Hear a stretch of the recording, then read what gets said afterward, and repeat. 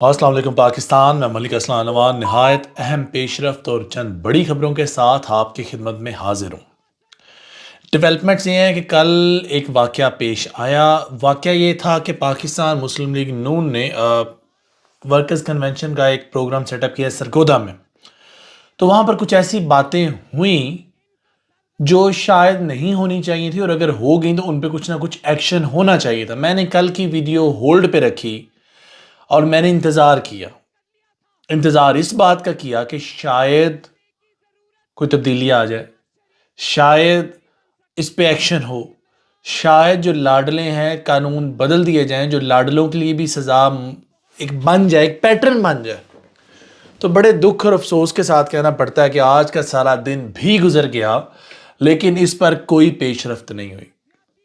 بات اصل میں یہ ہے کہ پاکستان مسلم لیگ نون کی جو ہماری مریم باجی ہیں نا، چیف آرگنائزر مسلم لیگ نون جو ہیں، وہ کہتے ہیں کہ عمران خان کا بوجھ اب اسٹیبلشمنٹ نے اپنے کندھوں سے اتار کر پھینک دیا، تو یہ بوجھ سپریم کورٹ کے 2-3 ججوں نے اٹھا لیا،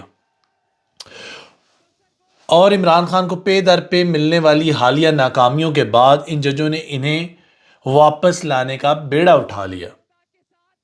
دیکھیں، ایک جانب جسٹس زیبا تھی ہماری، اس کے بارے میں عمران خان صاحب نے صرف اتنی بات کی تھی کہ آپ نے غلط کیا، تو اس کو وہاں جا کر معافی مانگنی پڑی۔ یہاں پر انہوں نے نہ صرف ان کو اشارے کیے بلکہ ان کے نام بھی لیے ہیں، لیکن قانون جو ہے وہ حرکت میں آنے سے قاصر ہے۔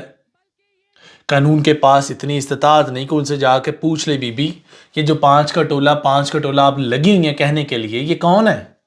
اور اگر آپ نے ان کی تصویریں بھی چلا کر دکھا دی ہیں، اگر آپ نے ان کے نام بھی بتا دی ہیں، تو پھر آپ بی بی آئیں میدان میں، آپ کورٹ میں پیش ہوں، صفائی دیں، آپ نے الزام ان پہ کیسے لگایا جیسے ماضی میں پوچھا گیا۔ اب فواد چودھری نے صرف منشی کہا تھا تو اس کو تو ہم نے صحیح رگڑے لگائے ہیں، پکڑا بھی ہے، لیکن میری ہمدردیاں آج اگر ان کے ساتھ بھی زیادتی ہو تو ان کے ساتھ، لیکن فی الحال تو یہ زیادتی کرنے والوں میں سے ہیں۔ تو آپ کے لیے قانون اور آپ کے لیے قوانین اور دوسروں کے لیے قانون اور قوانین اور، تو ایسے تو نہیں چلے گا نا۔ ملک پاکستان ہے، کوئی بنانا ریپبلک تو نہیں ہے۔ ہاں، ہمارے کچھ لاز ایسے ہیں جن میں فلاز ہیں، اور ان فلاز کی وجہ سے ان لاز کو توڑا جاتا ہے، اور ان لاز کو توڑنے کی وجہ سے آج نوبت یہاں تک گئی کہ ملک مقروض سے مقروض تر ہو گیا، اشرافیہ امیر سے امیر ترین ہوتی چلی گئی۔ لیکن خیر، کون پوچھنے والا ہے؟ کس کی اتنی جرت اور مجال جو اس اشرافیہ کے جو ہے نا کندھوں پہ ہاتھ ڈال سکیں، یا گریبان پکڑ سکیں، یا گریبان چاک کر سکیں، یعنی سڑکوں پر گھسیٹ سکیں؟ کسی میں جرت نہیں ہے۔ باتیں شاید کی جا سکتی ہیں۔ باقی انہوں نے سپریم کورٹ کے ججز کے خلاف جو ہے انکوائری کا بھی کہا ہے۔ چلیں، مریم نواز تو چلو پاکستان مسلم لیگ نون کا ایک سیاسی عہدہ رکھتی ہیں نا۔ اب ہم گورنمنٹ کے جو وفاقی وزیر رانا ثناءاللہ، اگر میں ان کی بات کروں تو کہتے ہیں کہ سپریم کورٹ میں بعض ایسے معاملات ہوئے ہیں کہ جن کی بنیادوں پر وہاں سے انصاف کی توقع نہیں کی جا سکتی۔ جناب، آپ انٹیریئر منسٹر آف پاکستان ہے، اور یقیناً آپ کو پتہ ہوگا کہ انٹیریئر منسٹر کی ذمہ داریاں کیا ہوتی ہیں، لیکن خیر آپ نے بات کی ہے تو کچھ سوچ کے کی ہوگی نا، اور آپ کو شاید اندازہ ہوگا کہ آپ تو انٹچیبل ہیں۔ ہاں، میرے جیسا ناچیز بات کرے تو یقیناً بغاوت کے مقدمات بھی درج ہو سکتے ہیں، غداری کے مقدمات بھی درج ہو سکتے ہیں، پتہ نہیں کیا کیا مجھ پہ لگ سکتا ہے، لیکن آپ بات کریں تو آپ کو کھلی چھوٹ ہے۔ آپ کے پاس وکیلوں پہ سپینڈ کرنے کے لیے ڈھیر سارے پیسے ہیں، آپ کے پاس اتنی دولت ہے، اتنا قارون کا خزانہ ہے کہ آپ کو کوئی 8-10 کروڑ وکلا پہ لگ جائے فرق نہیں پڑتا، یہ ہم جیسے غریبوں کو فرق پڑتا ہے۔ پھر وہ کہتے ہیں اگر عدالتیں ایک فرد واحد کا 4 دن انتظار کریں تو کیا میاں برادران کا پچھلے 4 سال سے انتظار نہیں ہو رہا، جو یہاں پردیس میں آ کر بیٹھے ہوئے ہیں؟ آپ کو 4 دن چبھ رہے ہیں، آپ کو میاں کے 4 سال نہیں چبھ رہے؟ آپ کے جو قائد تااہل قائد محترم پارٹی کے، نااہل تو میں نہیں کہوں گا، تاحیات نااہل تو میں نہیں کہنے جا رہا، لیکن تااہل آپ کی نظروں میں۔ باقی وہ کہتے ہیں جی ماضی میں نواز شریف عدلیہ کی بحالی کے لیے لانگ مارچ کر چکے ہیں۔ یار مجھے کامنٹ سیکشن میں آپ لوگ بتائیں ان کو بندہ کیا کہے۔ نام شام انہوں نے نہیں لیے، لیکن چلو کوئی بات نہیں۔ باقی رانا ثناءاللہ صاحب نے ایک اور منطق پیش کیا کہ جو جنرل الیکشن کے لیے آئین میں صرف 90 دن میں الیکشن کروانے کی بات نہیں لکھی، بلکہ یہ بھی لکھا ہے کہ پورے ملک میں وفاق اور چاروں صوبوں میں کیئر ٹیکر سیٹ اپ کے تحت انتخابات ہوں گے۔ اگر آئین میں بیان کی گئی اسکیم کے تحت الیکشن نہیں ہوں گے تو سیاسی پارٹیاں ان کو قبول نہیں کریں گی، یعنی کہ بھاگ گئے ہیں، بھاگ رہے ہیں آپ، کوئی بات نہیں، ابھی آپ الیکشن لڑیں گے بھی تو ہاریں گے۔ بہتر آپ لوگوں کے لیے بھی ایک مشورہ ہے کہ اگر آپ الیکشن نہیں لڑتے اور اگر یہ جیت جاتے ہیں، ایٹ لیسٹ آپ کے پاس رولا ڈالنے کا پلیٹ فارم تو ہوگا نا، سیاسی طور پہ آپ کے پاس ایک سٹانس تو ہوگا نا، ریگارڈلیس اس کی گراؤنڈ میں وقت ہے یا نہیں، لیکن آپ کے پاس ایک چانس ہوگا خود کو یہ ثابت کرنے کا کہ آپ بہت بڑے تیس مار خان ہیں اور آپ نے الیکشنز میں پارٹیسپیٹ نہیں کیا، جس کی وجہ سے آج پاکستان تحریک انصاف جو ہے نا وہ جیت گئی ہے۔ باقی مریم بی بی نے جسٹس انصار النقوی اور اعجاز الحسن کی جو تصاویر شیئر کی، اب میں منتظر تھا سارا دن کسی سو موٹو ایکشن کا، لیکن خیر کیا کہہ سکتے ہیں۔ باقی اگر دوسری جانب دیکھیں نا، فیوریٹ اور نان فیوریٹ کی جو میں بات پچھلے 2-3 سالوں سے کرتا آ رہا ہوں کہ فیوریٹ کے لیے قوانین کا اطلاق اور ہے اور نان فیوریٹ کے لیے قوانین کا اطلاق اور ہے، تو اب اپریل 2022 سے لے کر آج فیب 23 فروری 2023 تک اس تھوڑے سے عرصے میں پی ٹی آئی کے رہنماؤں ارشد شریف سمیت سوشل میڈیا کے لوگوں پر کل ملا کر 250 غداری کے مقدمات درج ہو چکے ہیں جناب والا۔ مختار گل ود گئی ہے، 250 آپ نے درج کرائے ہیں، کم سے کم 500 کا تو آپ بھی اب ایسٹیمیٹ رکھیں نا، اگر آپ سیاسی پارٹی ہیں 20-30 انہوں نے کروائے ہوں گے، اس کا آپ نے 250 کر دیا، تو یہ جنگ کب تک چلے گی؟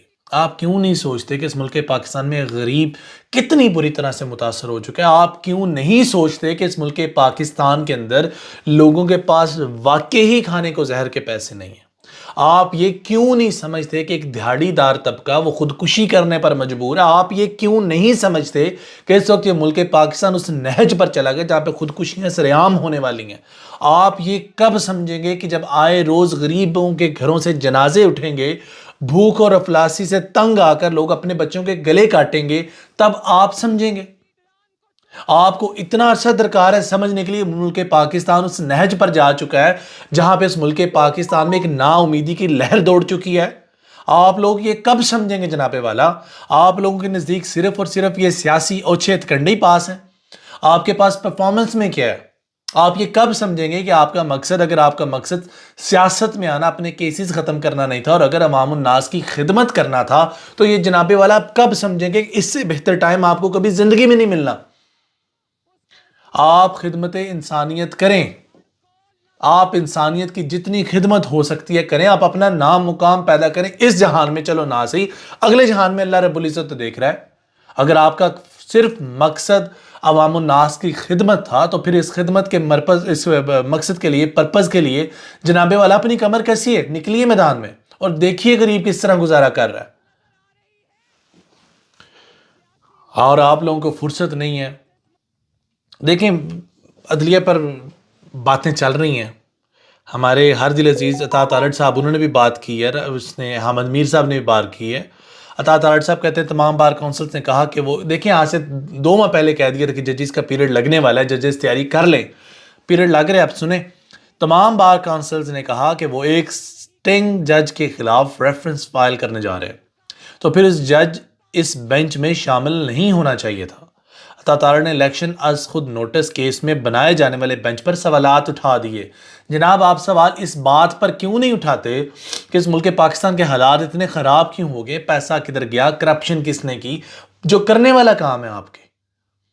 آپ صرف اور صرف الیکشن سے بھاگنے کے لیے آج ہمارے ایک ادارہ آلریڈی ہمارا پیرالائزڈ ہو چکا ہے، دوسرے ادارے کو پیرالائز کر رہے ہیں، اس کے بعد میں کہنا نہیں چاہتا، وہ الفاظ بہت نامناسب ہیں، لیکن اس کے بعد آپ کو کوئی پوچھنے والا ہی نہیں ہوگا، بے لگام گھوڑے جدھر مرضی بھاگیں، میں تو خچر کہوں گا۔ باقی حامد میر صاحب کہتے ہیں کہ بریکنگ نیوز یہ ہے کہ اس 9 رکنی بینچ میں جسٹس قاضی فائز عیسیٰ اور جسٹس سردار طارق کو شامل نہیں کیا گیا۔ بہت بڑا سوال ہے کہ اتنے اہم معاملے پر سپریم کورٹ ججز گروپنگ میں کیوں ملوث ہے؟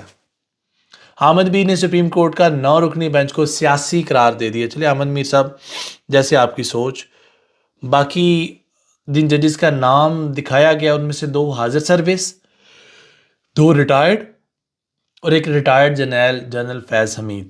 میں بارہا کہہ چکا ہوں اگر باجوہ صاحب کی آپ رسپیکٹ کرتے ہیں تو فیض حمید بھی اسی رسپیکٹ کے قابل ہیں.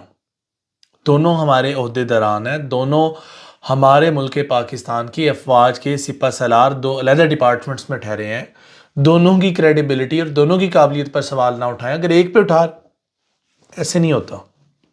باقی بڑا پیارا ایک شو تھا کاشف بازی صاحب کا، اس کے اندر لطیف کھوسا صاحب ہیں، وہ کہتے ہیں یہ پہلے دن سے ہی ایسے کرتے آ رہے ہیں، حالانکہ یہ الائنس ہے پی ڈی ایم کے، اور کہہ رہے ہیں شروع سے ایسے ہوتا رہا ہے، اس بحث میں نہ پڑیں، آلریڈی ججز جو ہیں اس کو لے کے چل رہے ہیں، یہ ہے وہ ہے، ٹال مٹول سے کام لیا جا رہا ہے. لیکن چلیں کیا کہہ سکتے ہیں. یہ تھی ہماری ڈیولپمنٹس. ہم نے سارا دن انتظار کیا کب کوئی پیش رفت سامنے آئے، کب عدلیہ جو ایکشن لے، کب جس طرح ہماری ایک جسٹس کا ایکشن لیا کہ عمران خان کو جا کر معافی مانگنی پڑی، اسی طرح کب مریم بی بی کے لیے ایک نوٹیفیکیشن آئے اور مریم بی بی جا کر معافی مانگے. لیکن معذرت کے ساتھ سارا دن گزر گیا، سورج طلوع ہوا، سورج غروب ہوا، لیکن ابھی تک ہماری عدلیہ نے اس پہ سوموٹو ایکشن نہیں لیا. آج کے لیے بس اتنا ہی. فی ایمان اللہ. خوش رہیں، آباد رہیں، اور جس شخص نے اس ملک پاکستان کا برا چاہا، اللہ اس کی نسلیں غارت کرے. اللہ حافظ.